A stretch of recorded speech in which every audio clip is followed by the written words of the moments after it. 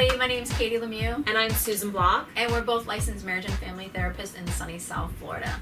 So listen, we're here today because we want to share with you 3 simple tips that can really help you in your relationship. We know that every couple is not really ready for therapy, and technically they really don't need it, but couples really want immediate, fast results. They want to walk away immediately with some things that they can begin to do and implement in their relationships today. Yeah, something tangible, something that they can put into their schedule. So that's what we want to help you to do. So let's talk about appreciation. I'm sure we're speaking to a lot of you like directly, right? Do you feel appreciated by your partner? Not. Well, maybe if you're in a new relationship, maybe you do feel appreciated. But a lot of times when couples reach that 2-year mark, they feel less and less appreciated by their partner. You know, in the beginning of a relationship, when your partner would do something, you'd probably hang on every word. You thought everything they did was funny. And now those very same things annoy the heck out of you. Yes, we hear that all the time in our practice. So just building, appreciation with a simple thank you, or going back to saying, I really appreciate that you took out the trash, or that you helped out with the dishes today.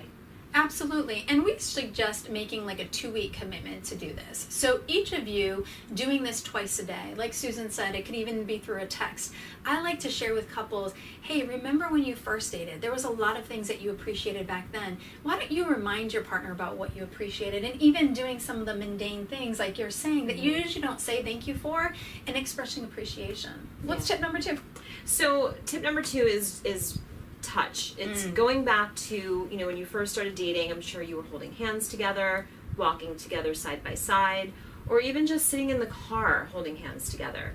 I often hear so often with couples, that they're not even watching the same TV shows anymore. One's in one room, another one's in a different room, and really getting back together on the same couch, watching a show together, and really committing to holding hands during that time.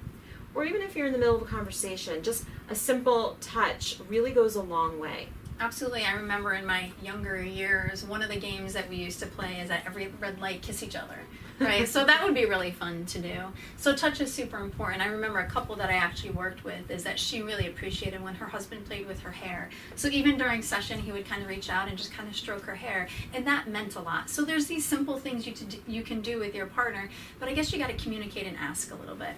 So the third tip is, and actually I want you to take a moment. So do you keep your agenda in your phone? Maybe you actually have a written agenda. So just go ahead and take that out for a moment. We'll wait for a second or two.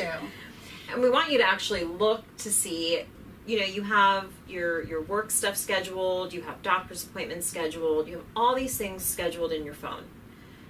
Meetings, maybe the PTA meeting, maybe a networking meeting. Probably some of that stuff is you actually really don't care to do. Right. But we're really curious. Where's your relationship scheduled in your calendar? Probably not. Probably not there, right? So unfortunately, we take urgent things or things that seem like a distraction and we put them into our calendar, but the really important things are often missing. It's prioritizing your relationship. It's saying, I know I have a work meeting, I know I have to take the kids to, their sporting events, but I also want to prioritize my relationship. And doing that on a regular day-to-day basis, doing small, simple things and schedule those things really go a long way. Right, making that commitment. My suggestion is kind of carving out a specific time on a weekly basis, whether after you put the kids to bed is that you sit down and talk about your day, or I really like the one where you talk about recharging your phone and your relationship. Share that with them. Right, and so, at the end of the day, I'm sure your phones are, 10% needing a recharge. So why not plug your phones in, plug in the iPads, get everything charging, and take that opportunity to recharge your relationship. Sit together and just talk even for 5 or 10 minutes about things going on in your day, or ask each other how you are. And there's a lot of great apps online, so you can look for apps. I suggest to couples buying the game Loaded Questions. There's a lot of interesting questions. Couples kind of get into the business talk of the day, so even when you go on a date night, if you're not spending quality time and asking quality questions, it might feel like the same type of thing. Yeah, like what was your favorite vacation?